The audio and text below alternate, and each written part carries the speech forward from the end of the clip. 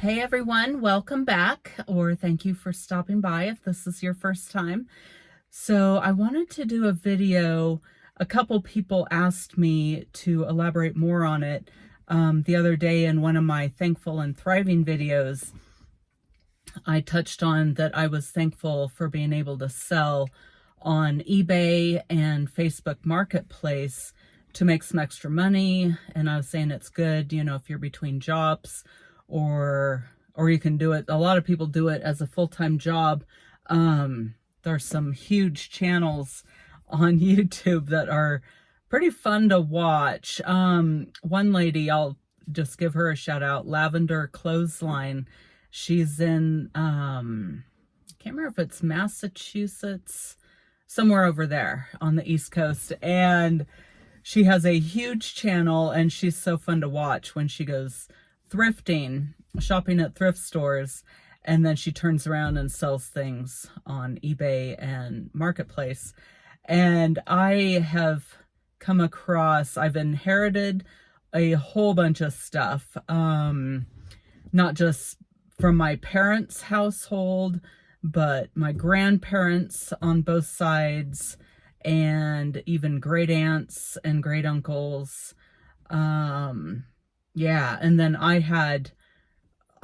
talked in a previous video how I went to another state and emptied out my storage unit over there, that because I had a house there and then I moved out of the country, and so I had to put stuff in storage. I got rid of a whole bunch, like all the furniture and big stuff, so it was just boxes.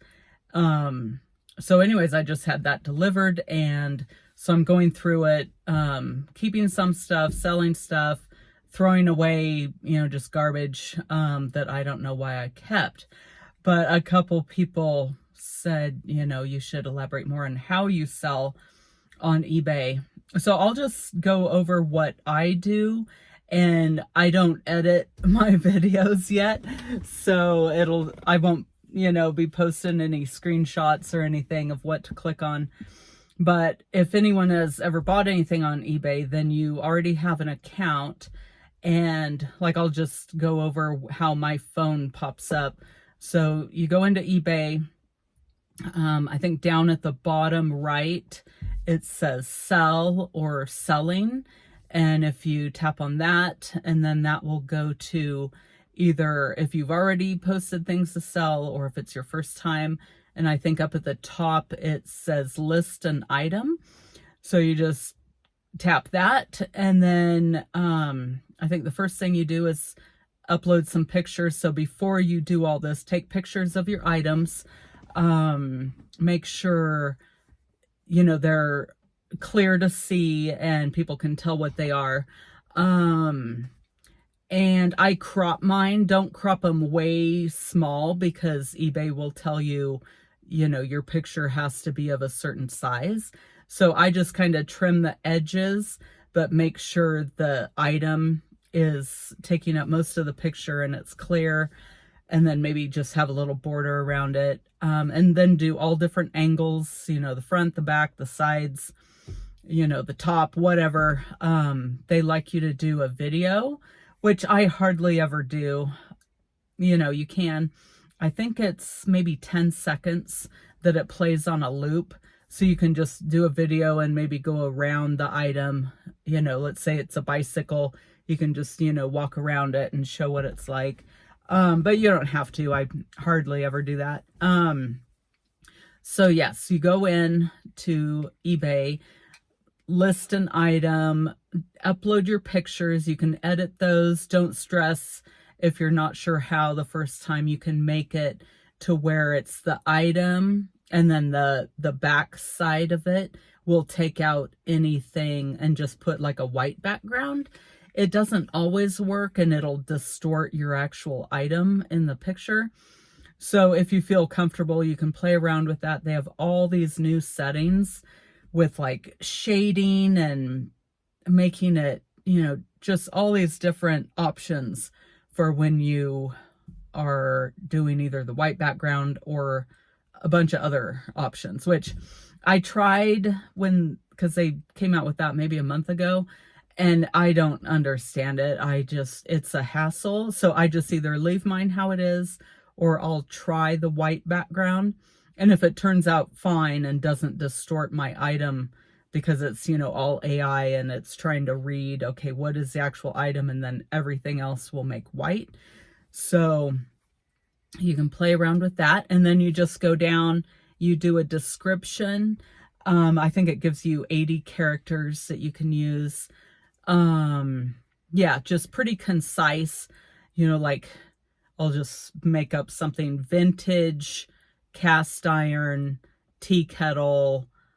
You could put, like 8 inches diameter.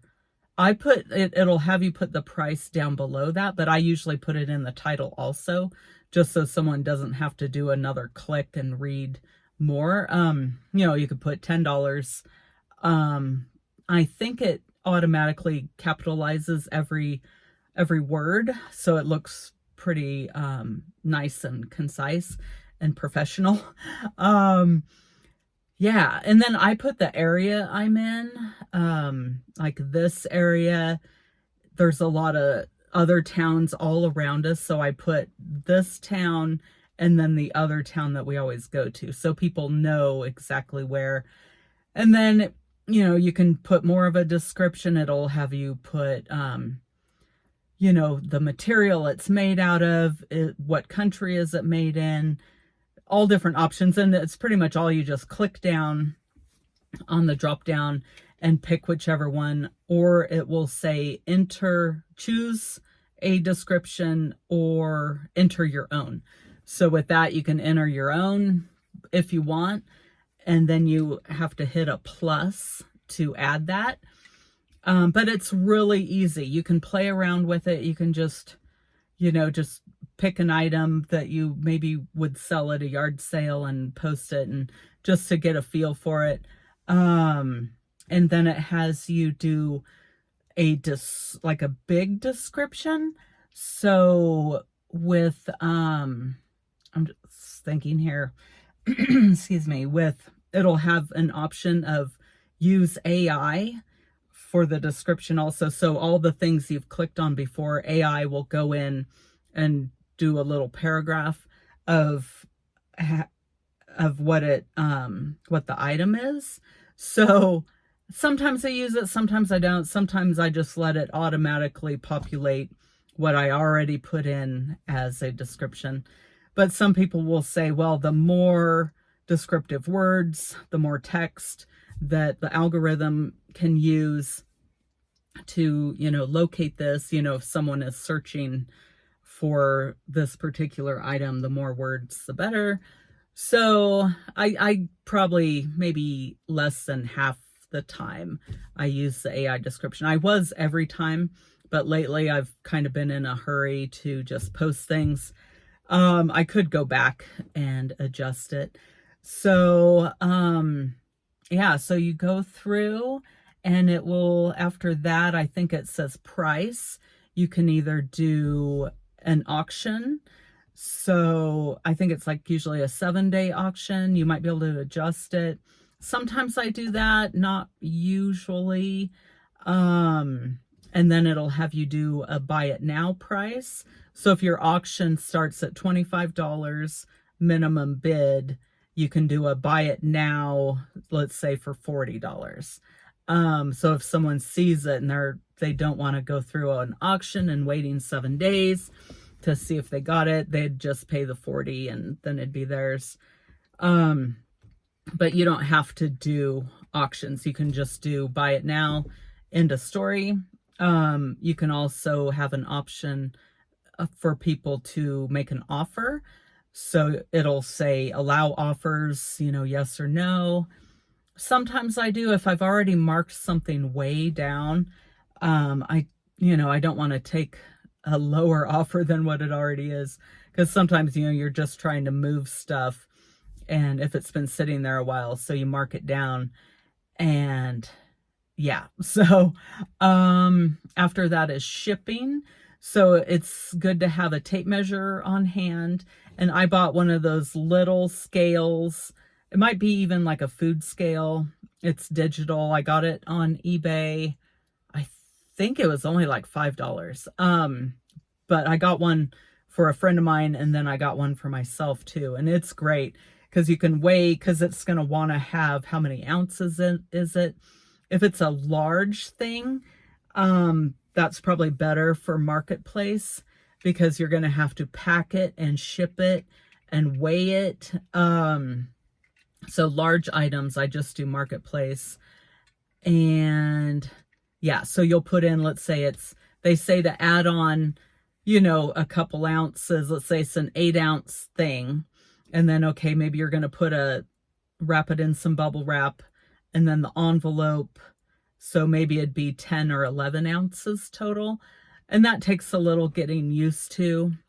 Because I've had it come back where you underestimated the weight, and then they'll make an adjustment. Like if I said it was 10 ounces, but it was 15, and it's all automated. So the price from the post office to send it, they've already deducted X amount for the 10 ounces, but then you have to make up that other, 5 ounces that so try to get it, as close as you can.